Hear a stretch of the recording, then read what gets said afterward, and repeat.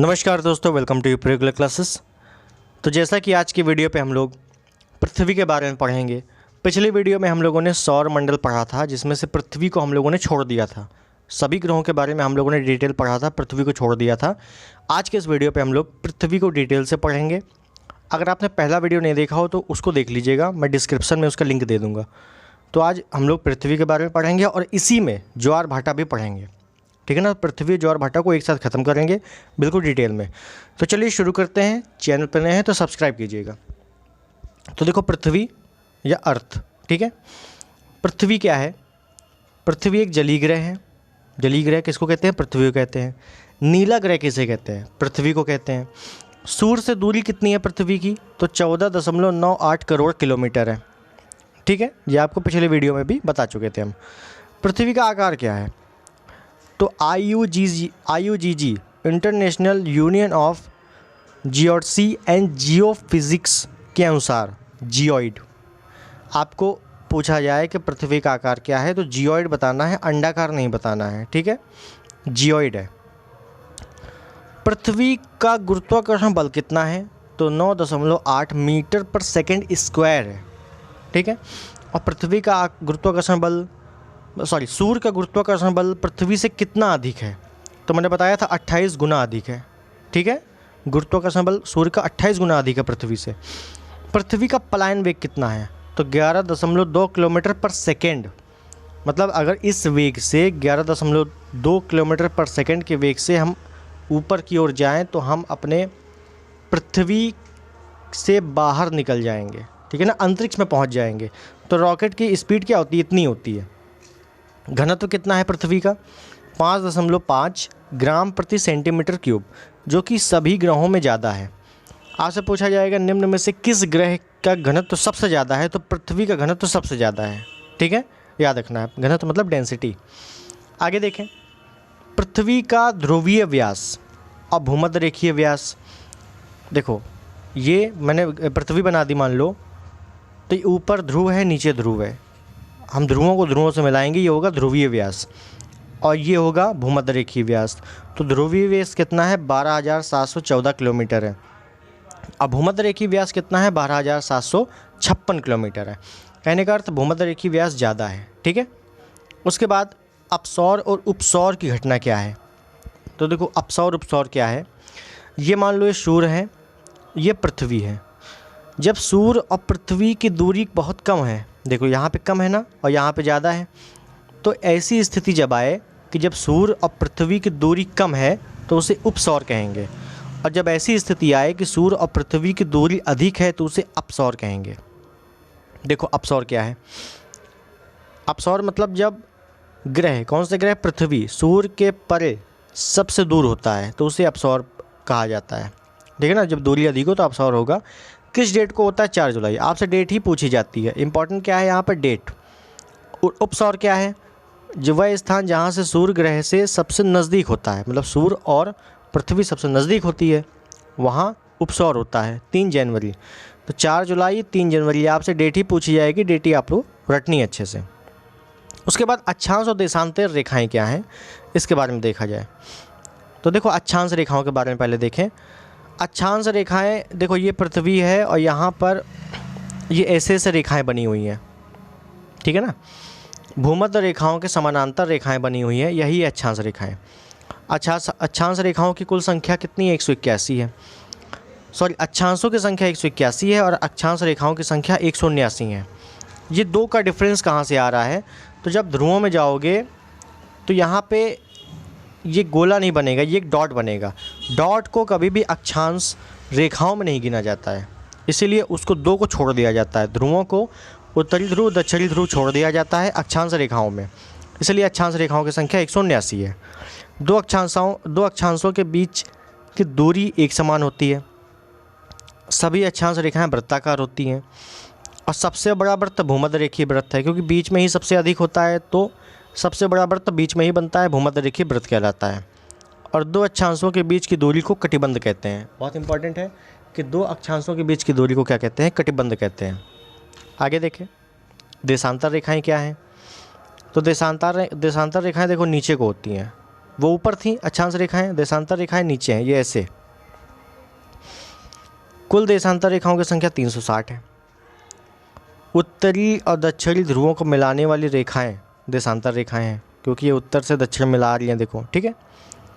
देशांतर रेखाओं के बीच की दूरी विषुवत वृत्त पर अधिकतम, विषुवत वृत्त मतलब भूमध्य रेखीय वृत्त, कितना अधिकतम 111.3 किलोमीटर, और ध्रुवों पर न्यूनतम, कितना न्यूनतम, तो 0 किलोमीटर, क्योंकि यहाँ से जाने के बाद ऊपर जुड़ जाती हैं तो बिल्कुल मिल जाती हैं, तो कोई दूरी रहेगी नहीं, ठीक है। तो न्यूनतम 0 किलोमीटर।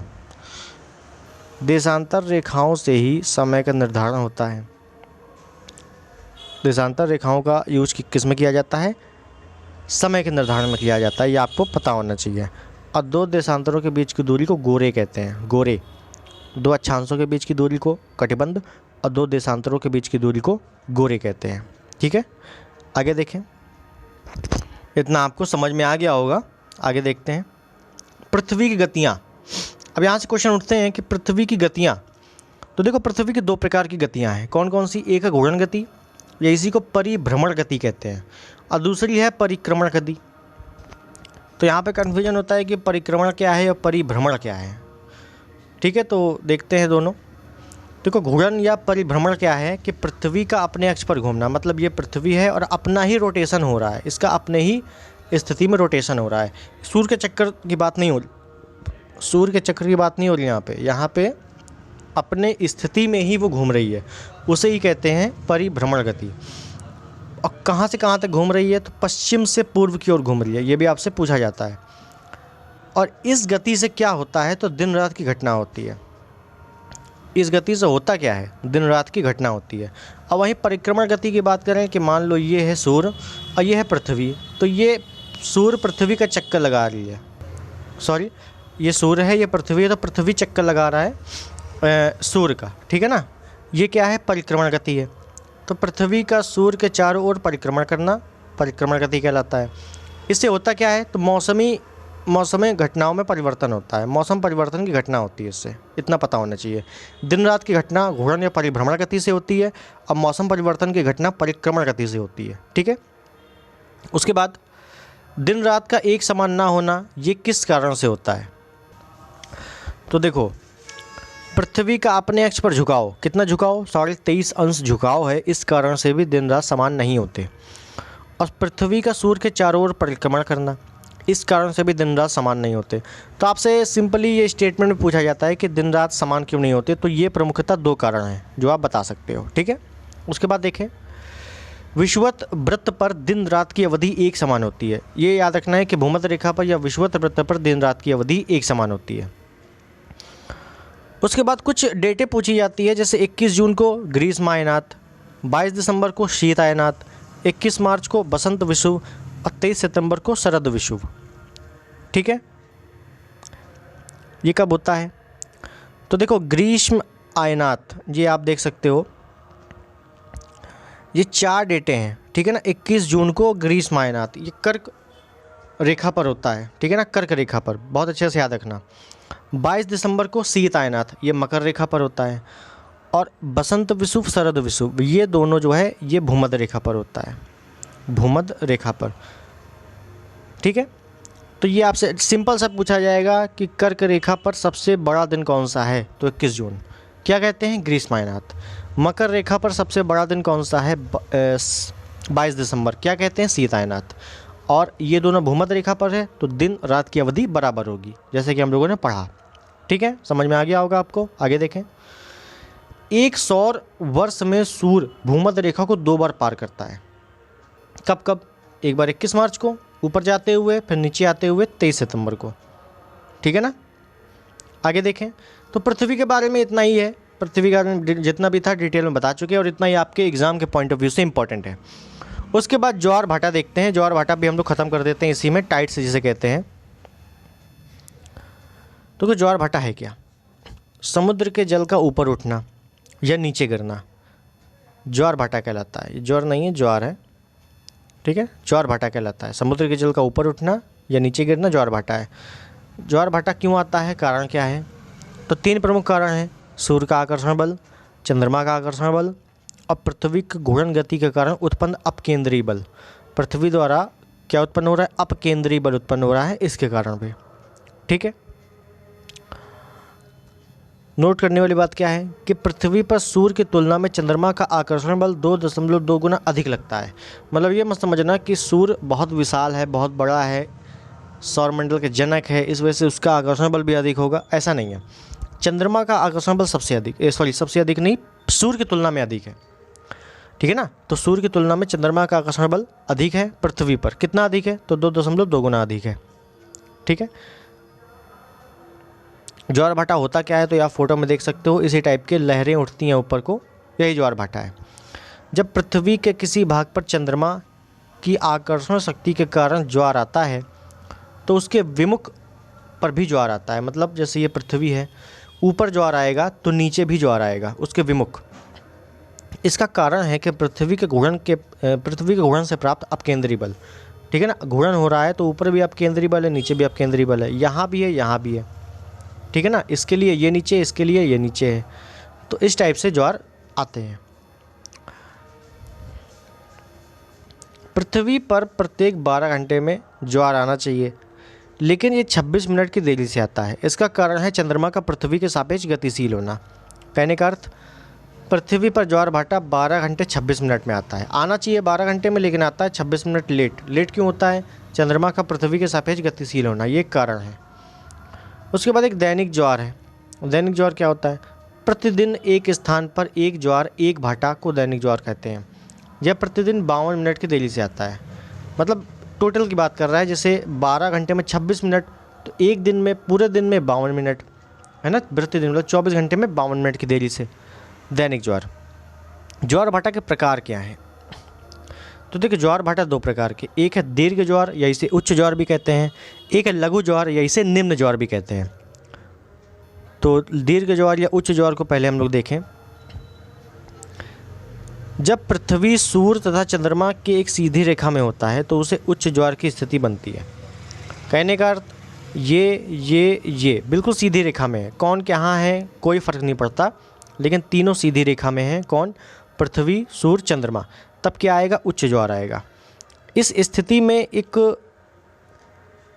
इस अवस्था में एक स्थिति बनती है दीर्घ ज्वार में या उच्च ज्वार में एक स्थिति बनती है, उसे कहते हैं युति वियुति की स्थिति, या इसी को सिजगी भी कहते हैं। युति वियुति ये है क्या? इसके बारे में इंपॉर्टेंट जानना जरूरी है। देखो फोटो में दिख रहा है, ये है सूर्य, ये है चंद्रमा, ये है पृथ्वी, तीनों सीधी रेखा में है। ठीक है ना, इसी क्या कहते हैं? उच्च ज्वार या निम्न ज्वार, मतलब उच्च ज्वार या निम्न ज्वार की स्थिति। ठीक है, उसके बाद देखें युति क्या है। उच्च ज्वार में 2 चीज़ें हैं, युति वियुति। अब इन दोनों को देख लें। अब यहाँ कंडीशन है, जैसे कि मैंने पहले बताया कि उच्च ज्वार आएंगे, तीनों एक ही सीधी रेखा में होंगे, कोई कहीं भी हो कोई फ़र्क नहीं पड़ता। लेकिन युति में क्या है कि जब सूर्य एवं चंद्रमा के बीच, सूर्य और पृथ्वी के बीच चंद्रमा आ जाता है, मतलब ये सूर्य है, ये पृथ्वी है, बीच में चंद्रमा आएगा, जैसे इस स्थिति में हुआ है। इस स्थिति में सूर्य ग्रहण होता है, या इसी को अमावस्या कहा जाता है। ठीक है ना, इसी स्थिति को सूर्य ग्रहण या अमावस्या कहते हैं, युति की स्थिति को। जी आप फोटो में देखिए, ये है सूर्य, ये है पृथ्वी, ये बीच में चंद्रमा है, इसे ही कहते हैं सूर्य ग्रहण। उसके बाद वियुति क्या है? जब सूर्य एवं चंद्रमा के मध्य पृथ्वी आ जाती है तो इस स्थिति में चंद्र ग्रहण या पूर्णिमा होती है। कौन बीच में आता है? पृथ्वी बीच में आती है।